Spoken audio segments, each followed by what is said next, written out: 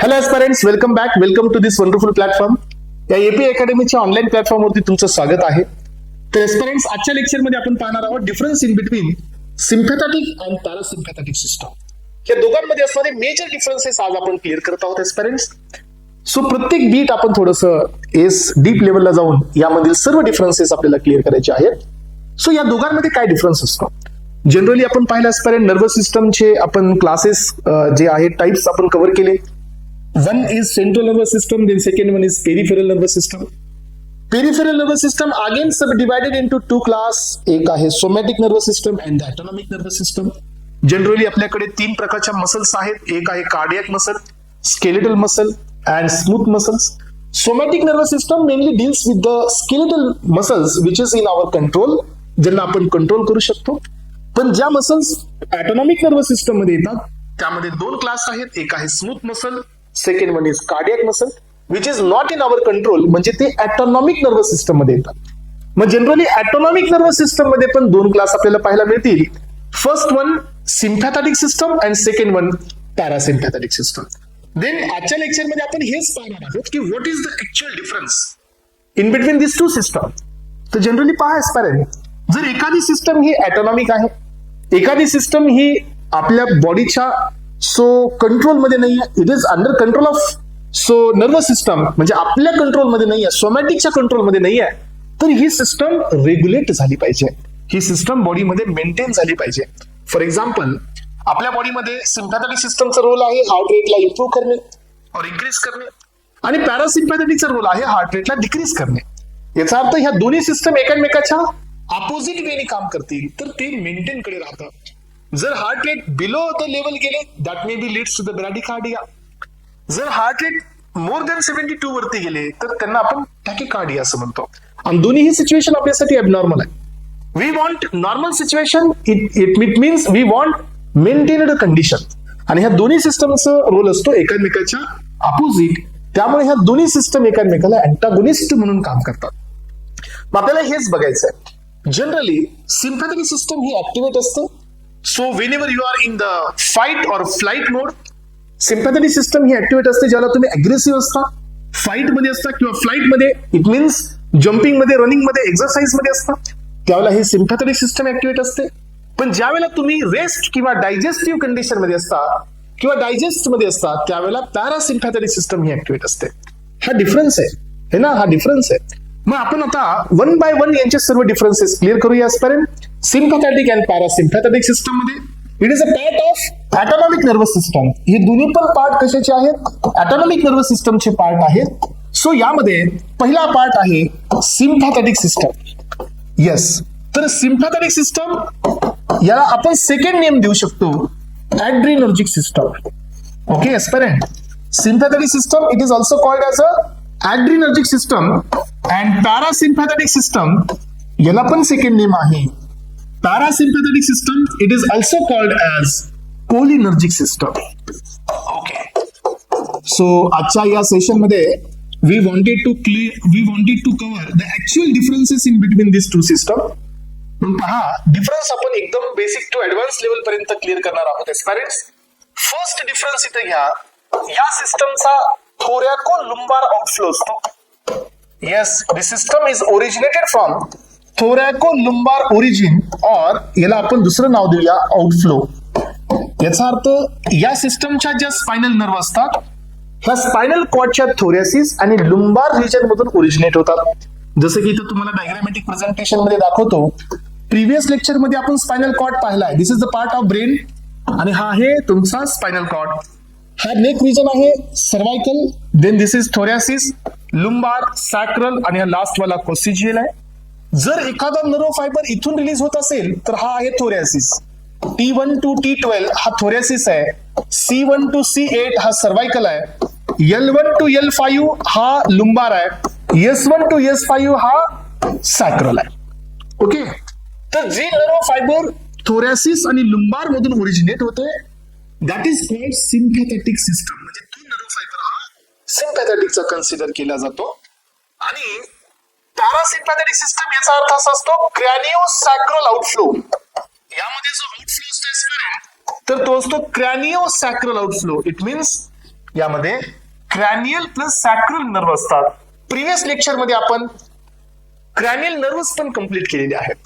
So cranial nerve number third लक्षात ठेवा. Cranial nerve number third आहे, देन फिफ्थ आहे, देन सेव्हन्थ, एक मिनिट हा, नॉट फिफ्थ, थर्ड आहे, देन सेव्हन्थ आहे, देन नाईन्थ आहे आणि शेवटची असते 10th. तर ह्या क्रॅनियल नर्व्स पॅरासिम्पॅथेटिकच्या नर्व्स असतात. पाहू आपण. यानंतर पहा नेक्स्ट डिफरन्स आहे या दोघांमध्ये. ही जी सिस्टम असते सिम्पॅथेटिक ऍक्टिव्ह ड्युरिंग, येस, यामध्ये इथं पहा ही सिस्टम कधी ऍक्टिव्हेट असते. So active during, yes, during the fight और फ्लाइट मोड. लक्षात ठेवा ही सिस्टम कधी ऍक्टिव्हेट असते, ज्यावेळेला आपण फाइट किंवा फ्लाइट मोड वरती असतो.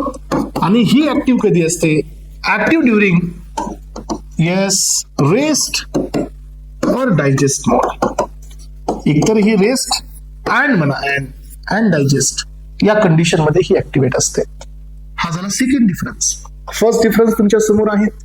यानंतर हा सेकंड डिफरन्स आहे. थर्ड डिफरन्स आहे पहा, overall, yes, overall sympathetic system has stimulatory functions किंवा स्टिम्युलेटरी इफेक्ट्स. सिम्पॅथेटिक सिस्टमच्या बॉडीमधले जर तुम्ही ओव्हरऑल इफेक्ट पाहिले पॅरेंट्स तर हे सर्व स्टिम्युलेटरी इफेक्ट्स आहेत. पॅरासिम्पॅथेटिकचे तुम्ही पाहिले तर यामध्ये overall will get inhibitory effect. Parasympathetic system he inhibitory effect दाखवते आणि त्यामुळे ही एकामेकाची एक्झॅक्टली अँटागोनिस्ट असते. हे त्याची ऍक्शन रिव्हर्स करतो तर हा याची ऍक्शन रिव्हर्स करतो. त्यानंतर पहा आजपर्यंत नेक्स्ट पॉइंट कडे येतोय. सो सिम्पॅथेटिक सिस्टम मध्ये हे पहा, आधी तुम्ही नर्व फायबर समजून घ्या. हा तुमचा जो स्पायनल कॉर्ड आहे, दिस इज द रिजन ऑफ थोरॅसिस लुंबार. इथून जो न्यूरॉन बाहेर पडतोय स्पॅरेंट, या न्यूरॉनचं कुठेतरी कलेक्शन होतं दुसऱ्या न्यूरॉनची आणि या न्यूरॉनचं इथं गॅप असतो आणि त्यानंतर यांचं कनेक्शन असतं. हे जे कलेक्शन आहे, so outside the central nervous system this is the part of CNS. हा पण पार्ट आहे सीएनएसचा. पण आता ज्या रिजन मध्ये आपण आहोत aspirant, it is a part of peripheral nervous system. जर अशा प्रकारचं collection outside the central nervous system येत असेल तर याला आपण नाव देत असतो ganglion. Yes, this is called गँग्लियॉन.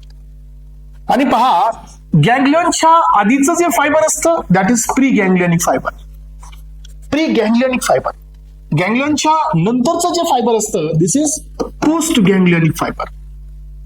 यामध्ये पहा, हा जो एंड टर्मिनल आहे, आता याच्या पुढे ऑर्गन आहे. ऑर्गन कोणतंही घेऊ शकता आणि या दोघांच्या मध्ये जो गॅप असतो आता याला आपण नाव देत असतो सायनॅप्स. मग आता सायनॅप्सच्या आधीचा पार्ट म्हणजे प्री सायनॅप्टिक. याला सेकंड नेम आहे प्री सायनॅप्टिक. सायनॅप्सच्या नंतरचा पार्ट इट मीन्स पोस्ट सायनॅप्टिक. कारण हे बेसिक जोपर्यंत तुमचं क्लिअर नाही तोपर्यंत ऑटोनॉमिक नर्वस सिस्टम ही क्लिअरली तुम्हाला समजणार नाही. ही ऑटोनॉमिक नर्वस सिस्टम क्लिअरली समजून घेण्यासाठी तुम्हाला या लेवल पर्यंत बेसिक माहित असायला पाहिजे. आता पोस्ट गँग्लियनिक आणि pre synaptic both are same. Okay, so pre ganglionic it means before the ganglion, post ganglionic it means after the ganglion, and terminal synapse organ. This is organ. Heart घ्या, bronchi घ्या, lungs घ्या, कोणतंही घेऊ शकतो आपण. So जिथं दोघांचाही control आहे ते कुठलेही ऑर्गन्स घ्या. यानंतर पहा, आपण इथं एक पॉइंट क्लिअर करतोय आता की जो सिम्पॅथेटिक सिस्टम असते त्याच्यामध्ये प्री गँग्लियनिक फायबर हा शॉर्ट असतो आणि पोस्ट गँग्लियनिक फायबर हा लॉंग असतो. हे बघा पहिला डिफरन्स. याच्या पुढचा, सिम्पॅथेटिक नर्वस सिस्टम मध्ये किंवा सिम्पॅथेटिक सिस्टम मध्ये, नॉट नर्वस सिस्टम मध्ये, it is part of nervous system. Pre ganglionic fibre जो असतो तो शॉर्ट असतो आणि पोस्ट गँग्लियनिक फायबर हा लॉंग असतो. हा शॉर्ट असल्यामुळे हा जो गँग्लियन आहे हा कुठे असतो, near to spinal cord. Yes, near to spinal cord. Parasympathetic मध्ये हा फायबर लॉंग असतो, प्री वाला लॉंग असतो, पोस्ट वाला फायबर हा शॉर्ट असतो. त्यामुळे पॅरासिम्पॅथेटिक मध्ये हा गँग्लियन नियर टू ऑर्गन असतो. नियर टू ऑर्गन, ऑर्गनच्या जवळ असतो. हा पण डिफरन्स आहे. यानंतर पारस्परिक सिस्टम ही सिम्पॅथेटिक असो की सिस्टम ही पॅरासिम्पॅथेटिक असो. पॅरा कधी म्हणू शकतो, ज्यावेळेला इथून तुमचं न्यूरॉन ओरिजिनेटेड आहे. दिस इज द पार्ट ऑफ सॅक्रल किंवा क्रॅनियल पासून यायचंय. दोनच ऑप्शन आपल्याकडे आहे, सॅक्रल आउटफ्लो असेल किंवा क्रॅनियल आउटफ्लो असेल. स्टार्टिंगलाच आपण बघितलं की क्रॅनिओ सॅक्रल आउटफ्लो पाहिजे आणि हे आउटफ्लो असेल तरच पॅरा. सो पण इथं एक पॉइंट कॉमन आहे, तो काय आहे माहितीये, सिस्टम ही सिम्पॅथॅटिक असो की पॅरासिम्पॅथॅटिक असो, गँग्लियनच्या आधीचा फायबर हा कंपल्सरी कोलिनर्जिक आहे. येस, मी तुम्हाला हे सगळं रिटर्न मध्ये देतो, जस्ट वेट इन वॉच.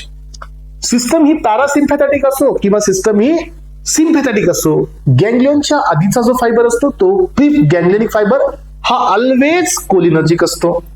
आणि जर ऍस्परंट हा फायबरच कोलिनर्जिक आहे तर इथून तुमचा असिटिल कोलिनच रिलीज होतो ऍज अ न्यूरोट्रान्समीटर. त्यामुळे अजून एक डिफरन्स इथं आला, तो काय आला की गँग्लियन हा सिम्पॅथॅटिकचा असो की गँग्लियन हा पॅरासिम्पॅथॅटिकचा असो, गँग्लियन मध्ये न्यूरोट्रान्समीटर असिटिल कोलिनस असतो. सिस्टम ही सिम्पॅथॅटिक असो की पॅरासिम्पॅथॅटिक असतो, प्री गँग्लियनिक फायबर हा कोलिनर्जिकच असतो. यानंतरचा जो फायबर असतो सिम्पॅथॅटिक मध्ये ऍड्रेनर्जिक असतो आणि इथं न्यूरोट्रान्समीटर असतात, नॉर ऍड्रेनलिन अँड ऍड्रेनलिन दोन असतात. तर हा झाला बेसिक डिफरन्स. तर हाच डिफरन्स आता ऍस्परंट्स आपण व्यवस्थित घेऊया. आतापर्यंत आपण जेवढे डिफरन्स दिले त्याच्या पुढचा डिफरन्स पहा. सो प्री सिम्पॅथॅटिक मध्ये घ्या, प्री गँग्लियनिक फायबर जे आहे, प्री गँग्लियनिक फायबर जे आहे, येस, तर हे आहे शॉर्ट.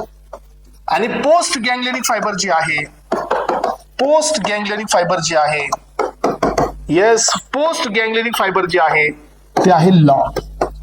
यामध्ये प्री गँग्लियनिक फायबर आहे लॉंग आणि पोस्ट गँग्लियनिक फायबर आहे शॉर्ट. चला, हा झाला नेक्स्ट टू डिफरन्सेस आपण इथं क्लिअर केले. यामुळे गँग्लियन हा कुठे प्रेझेंट आहे, ganglion is present, yes, ganglion is present near to spinal cord. कारण हा प्री गँग्लियनिक फायबर हा कसा आहे, शॉर्ट असल्यामुळे गँग्लियन हा स्पायनल कॉर्डच्या जवळ आहे. याच्यामध्ये गँग्लियन हा कुठे असतो, नियर टू ऑर्गन, कारण पुढचा फायबर शॉर्ट आहे, प्री वाला फायबर लॉंग आहे. त्यामुळे यानंतर पहा ऍस्परंट. सो प्री गँग्लियनिक फायबर जो आहे, प्री गँग्लियनिक फायबर जो आहे हा इथं असतो कोलिनर्जिक, येस. आणि पोस्ट गँग्लियनिक फायबर जो आहे, सो पोस्ट गँग्लियनिक फायबर जो आहे सिम्पॅथॅटिक मध्ये तो असतो ऍड्रेनर्जिक. हा मेन डिफरन्स आहे. इथं काय दिसतो की प्री वाला पण कोलिनर्जिकच असतो आणि पोस्ट वाला पण कोलिनर्जिकच असतो, बिकॉज ही सिस्टम कोणती आहे, सिस्टम ही कोलिनर्जिकच आहे. त्यामुळे यानंतर पहा ऍस्परंट, न्यूरोट्रान्समीटर पहा. न्यूरोट्रान्समीटर मध्ये गँग्लियनमध्ये जर न्यूरोट्रान्समीटर आहे तर तो इथं असतो असिटिल कोलिन. आणि सायनॅप्स मध्ये जो न्यूरोट्रान्समीटर आहे ऑर्गन मध्ये तो आहे नॉर ऍड्रेनलिन और ऍड्रेनलिन. यामध्ये तुम्हाला दिसतो की गँग्लियन मध्ये पण असिटिल कोलिनच आहे आणि सायनॅप्स मध्ये पण जो न्यूरोट्रान्समीटर आहे तो असिटिल कोलिनच आहे. हा झाला डिफरन्स.